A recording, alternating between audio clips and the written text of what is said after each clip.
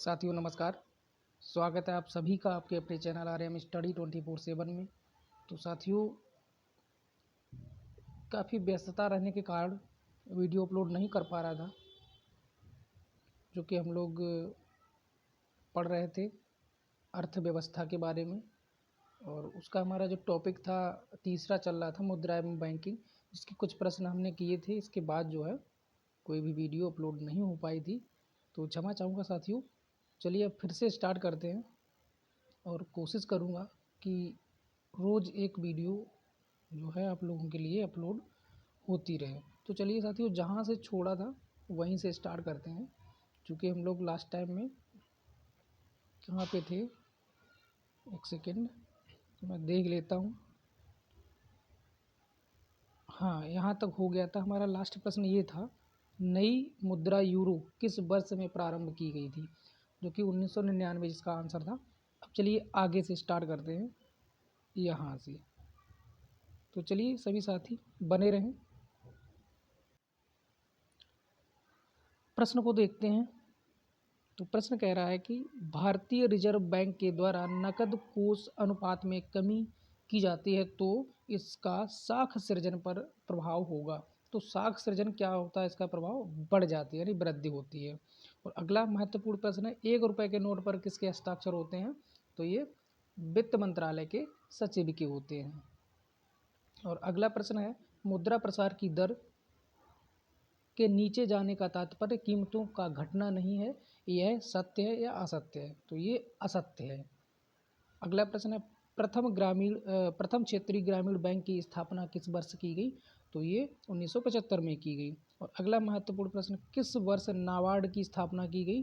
तो नाबार्ड की स्थापना 1982 में की गई। और अगला प्रश्न है, भारतीय रिजर्व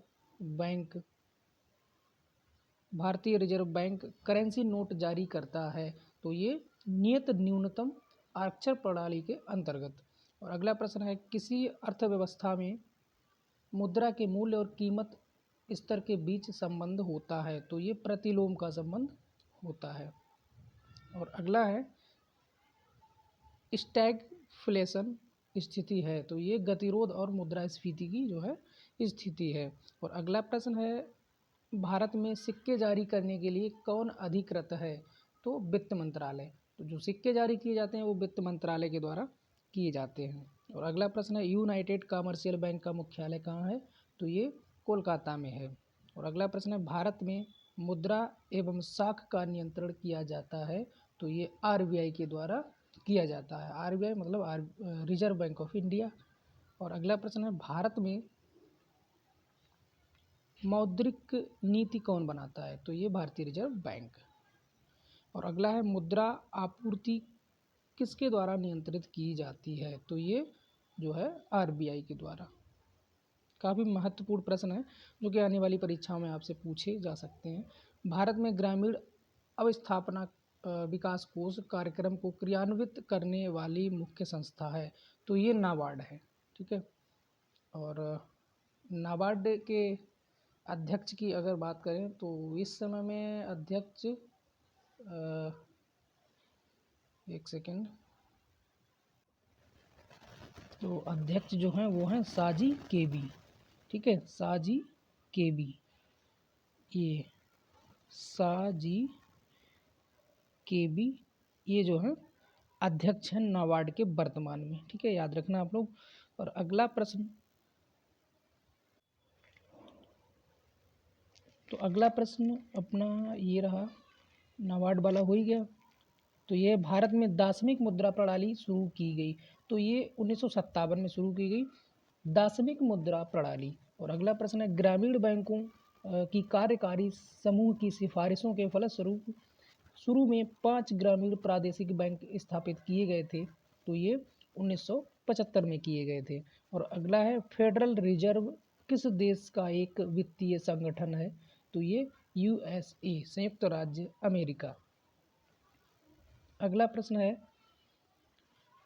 हमारे देश में बैंकों द्वारा सामान्यतः अधिकतम कितनी अवधि के लिए घरेलू सावधि जमाओं को स्वीकार किया जाता है? तो ये होता है 10 वर्ष के लिए। और अगला प्रश्न है, कौन माल के आयात हेतु विदेशी विनिमय को स्वीकृति देता है? तो ये आपका भारतीय रिजर्व बैंक। काफ़ी महत्वपूर्ण प्रश्न है इकोनॉमी की जो है, तो ये आपकी परीक्षाओं में, जैसे अभी आपकी परीक्षा जो आने वाली है 11 फरवरी को, समीक्षा अधिकारी, तो इस टाइप के प्रश्न इन परीक्षाओं में, बड़ी बड़ी परीक्षाओं में बनते हैं। और अगला प्रश्न है, भारत में ट्रेजरी बिल बेचे जाते हैं? तो ये आरबीआई के द्वारा। अगला प्रश्न है, भारत में व्यापारिक बैंकों की देनदारी के घटकों में सबसे महत्वपूर्ण कौन है? तो ये सावधि जमा धनराशि। अगला प्रश्न है, अल्पकालिक सरकारी प्रतिभूति पत्र को क्या कहा जाता है? तो इसे ट्रेजरी बिल कहा जाता है। और अगला है, जब भारतीय रिजर्व बैंक नकदी रिजर्व बैंक अनुपात, जिसे CRR बोलते हैं, ठीक है, में वृद्धि की घोषणा करता है, तो उसका तात्पर्य क्या है? तो उसका तात्पर्य है वाणिज्यिक बैंक के पास उधार देने के लिए कम मुद्रा होगी। और अगला है, क्रेडिट कार्ड, एक सेकेंड, चलिए, क्रेडिट कार्ड के नाम से जानी जाती है? तो ये प्लास्टिक मनी, ठीक है। और अगला है, भारत में कृषि एवं संबद्ध गतिविधियों में ऋण वितरण में किसका हिस्सा सर्वाधिक जो है, यानी सबसे ज़्यादा किसका हिस्सा है? तो ये वाणिज्यिक बैंकों का सबसे ज़्यादा हिस्सा है। और अगला है, मुद्रास्फीति की उच्च दर और बेरोजगारी की उच्च दर की एक साथ उपस्थिति को क्या कहते हैं? तो इसी को कहते हैं स्टैगफ्लेशन। और अगला है, दुर्लभ मुद्रा किसे कहते हैं? तो दुर्लभ मुद्रा एक ऐसी मुद्रा है जो आसानी से सुलभ ना हो। आगे बढ़ते हैं अगले प्रश्न की ओर। इसमें है, वाणिज्यिक बैंकों द्वारा भारतीय रिजर्व बैंक के पास रखे हुए सांविधिक न्यूनतम से अधिक रिजर्व कहलाते हैं? तो ये नकदी रिजर्व। और अगला प्रश्न है, भारत में मुद्रास्फीति दर की माप किस आधार पर होती है? तो ये थोक मूल्य सूचकांक के आधार पर होती है। आगे बढ़ते हैं अगले प्रश्न की ओर। तो अगला प्रश्न है, चलिए स्टार्ट करते हैं अगले प्रश्न को। तो इसमें है, आर्थिक विकास सामान्यतः युग्मित होता है? तो ये स्फीति के साथ जो है युग्मित होता है। भारतीय रिजर्व बैंक की बैंक दर कम करने के फलस्वरूप बाजार की तरलता बढ़ जाती है, ठीक है। और अगला है, भारत में 50 रुपये के करेंसी नोट पर किसके हस्ताक्षर होते हैं? तो इस पे जो है आरबीआई के गवर्नर के होते हैं। अगला है, किसी वित्तीय वर्ष में पीपीएफ खातों में निवेश की अधिकतम अनुमत सीमा कितनी है? तो ये 1 लाख रुपए। और अगला है, हमारे देश में भुगतान हेतु चेक उनके जारी करने की तारीख से कितने समय तक के लिए वैध रहते हैं? तो ये चेक जो हैं वो आपके 3 महीने के लिए वैध रहते हैं, इसके बाद एक्सपायर। अगला है, टीजर ऋण क्या है? तो टीजर ऋण जो है बैंकों द्वारा प्रभारित अस्थिर ब्याज दर, ये जो है टीजर ऋण कहलाते हैं। और अगला है, बैंक की एक शाखा को एक ग्राहक से 100 रुपये का एक जाली नोट प्राप्त होता है जो ग्राहक वापस चाहता है, बैंक को क्या कार्रवाई करनी चाहिए? तो बैंक को जो कार्रवाई करनी चाहिए वो है नोट परिबद्ध करना और वापस नहीं लौटाना, यानी उस नोट को जमा कर लेना। अगला है, अशोध्य ऋण का अर्थ क्या है? तो ये है आपका, एक सेकेंड, तो ये है किसी कंपनी को देय राशियाँ जिसका भुगतान नहीं होने वाला है, ठीक है। अगला प्रश्न है, हमारे देश के लगभग सभी बैंकों ने किसानों को फसल ऋण देने के लिए किसकी सुविधा शुरू की है? तो ये किसान क्रेडिट कार्ड, जिसे केसीसी बोलते हैं, ये सुविधा जो है हमारे किसान भाइयों के लिए शुरू की गई है। तो अगला प्रश्न है, खुदरा बैंकिंग के अंतर्गत ऋण नहीं माना जाता है? तो ये हो गया आपका मूलभूत सुविधा ऋण, ये ऋण नहीं माना जाता है। अगला है, आरटीजीएस लेन देनों के लिए निर्धारित न्यूनतम और अधिकतम सीमा। तो ये जो है आपकी निर्धारित न्यूनतम सीमा 2 लाख और अधिकतम सीमा कोई नहीं, यानी कम से कम जो है 2 लाख न्यूनतम, ठीक है। और अगला, रेपो दर का सही अर्थ दर्शाता है? तो ये दर्शाता है बैंकों द्वारा आरबीआई से रुपए उधार लेने की दर। और अगला है, संकट के समय के दौरान वाणिज्यिक बैंकों की जो आरक्षितियाँ बतौर बफर चल निधि का काम करती हैं वह है SLR। अगला प्रश्न है, चेक या मांग ड्राफ्ट जैसे बैंकिंग लिखत पर चुंबकीय सामग्री से बनी विशेष प्रकार की स्याही से मुद्रित 9 अंक की संख्या क्या कहलाती है? तो ये कहलाती है MICR कोड। और अगला प्रश्न है आपका, बैंकिंग चैनल के माध्यम से सर्वाधिक तेज धन अंतरण सिस्टम क्या है? तो ये राष्ट्रीय इलेक्ट्रॉनिक निधि अंतरण। अगला प्रश्न, लिखत जो एक विशिष्ट अंतर्निहित आस्ति से अपना मूल्य प्राप्त करता है उसे क्या कहते हैं? तो उसे ब्रांड कहते हैं।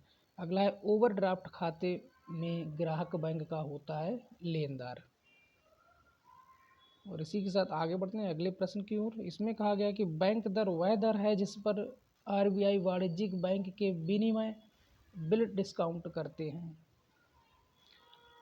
क्रेडिट कार्ड ग्राहकों द्वारा भुगतान का पसंदीदा तरीका क्यों है? तो ये है आपका, ग्राहक कभी खरीद कर बाद में भुगतान कर सकता है, यानी कभी भी खरीदारी कर सकता है और भुगतान बाद में भी कर सकता है। ये क्रेडिट कार्ड ग्राहकों के लिए जो उनका है पसंदीदा तरीका है।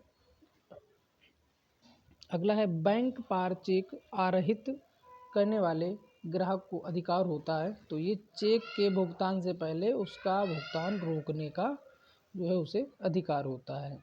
अगला है, धन शोधन क्या है? तो ये अवैध रूप से प्राप्त धन का परिवर्तन।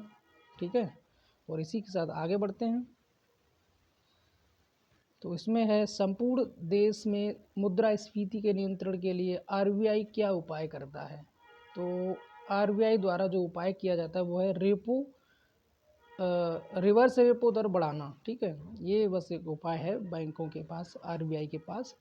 अगला प्रश्न, विलास वस्तु के क्रय के लिए बैंकों द्वारा किस प्रकार का ऋण दिया जाता है? तो ये टिकाऊ उपभोक्ता वस्तु ऋण दिया जाता है। अब जो प्रश्न इसके बचे हैं उनको अगले पार्ट में करेंगे, तब तक आप लोग इसको क्लियर करें।